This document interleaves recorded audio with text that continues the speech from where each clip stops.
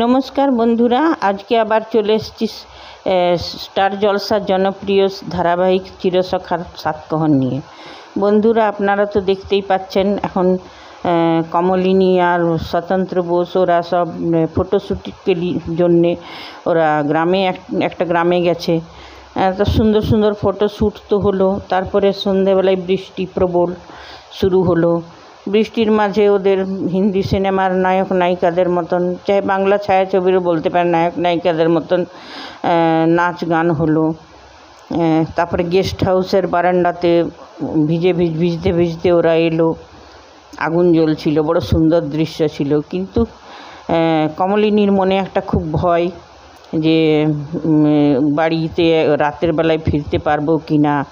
তো স্বতন্ত্রর এই কথাটা শুনে খুব আঘাত লাগলো মনে। সে বলল যে তুমি যদি কোনো মেয়ের সাথে আসতে তো তোমার এই সংশয়টা হতো না। তুমি যদি কোনো বান্ধবী বা নিজের কোনো মেয়ের সাথে আসতে, বন্ধুর সাথে, তবে এটা হতো না। আমার সাথে এসছো, সেই জন্যে তোমার এই সংশয়।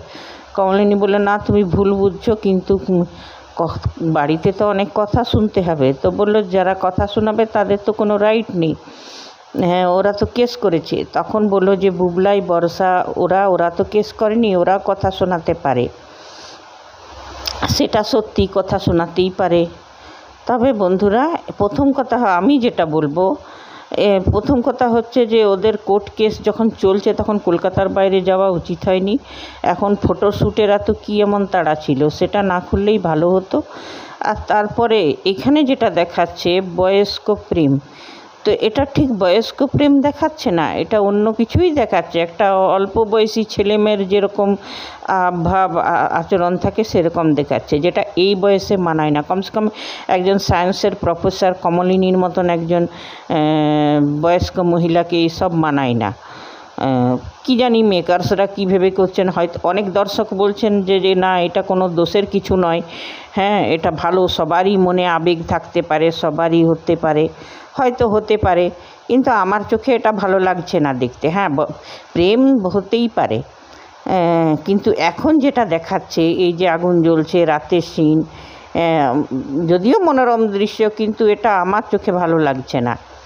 এটা বয়স্কদের প্রেম না, সখা, চিরসখা যে বলছে, সখ্যতা, চাহে বন্ধুত্ব, এটার কিছুই দেখাচ্ছে না। এটা অন্য দিকেই যাচ্ছে, জিনিসটা অন্য দিকেই ঘুরছে। সে যাই হোক, কারো ভালো লাগছে, কারো যার যেমন রুচি। আমার তো ভালো লাগছে না এইসব।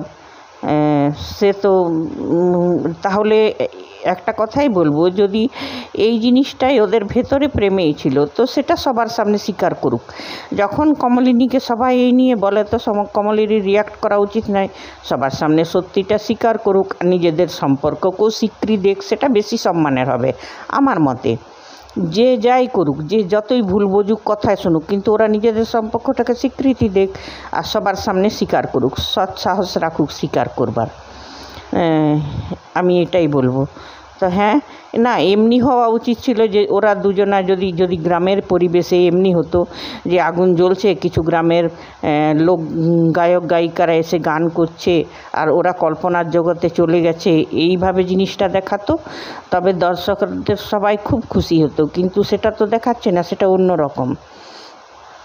সে যাই হোক বন্ধুরা, এবারে দেখা যাক কালকের এপিসোডে কী হবে।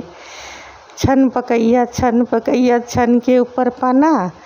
আজকের পর্বে দেখলাম নতুন ঠাকুরপো বৌঠানের নাচ গানা, আর কালকে দেখব লক্ষ্মীমণি আর বর্ষার টানা। হ্যাঁ, আর তা দিন না না তিন না। বন্ধুরা, আজকে এই পর্যন্ত। কালকে আবার চিরসখার সাতকহন নিয়ে ভিডিও শুরু করব। আর আপনারা যদি আমার ভিডিওতে ভালো লেগে থাকে তো লাইক করবেন,